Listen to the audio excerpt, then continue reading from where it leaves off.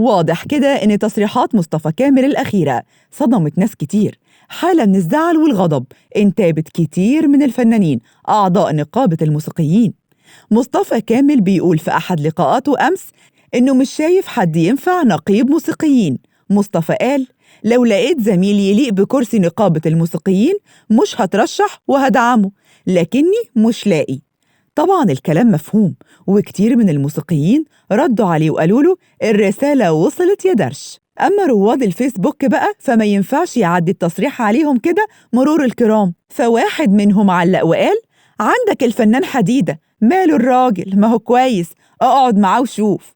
وواحد تاني علق وقال: لا يا درش، اصحى وفوق وبلاش غرور، في غيرك كتير، بس فيهم اللي مش غاوي الصداع بتاع كرسي النقيب ومكبر دماغه، بس من ناحية فيه لا، هو فيه. التالت بقى كتب وقال: هو ايه الكلام ده؟ ليه يعني؟ هو حمو بيكا شفاف للدرجة دي؟ الراجل الرابع بقى علق وقال: دي مشكلة كل واحد بيقعد على كرسي، بيفتكر إن الكرسي خلاص اتخلق علشانه هو وبس، ومحدش هيعرف يعمل اللي بيعمله. أما الخامس بقى فقال لهم إيه؟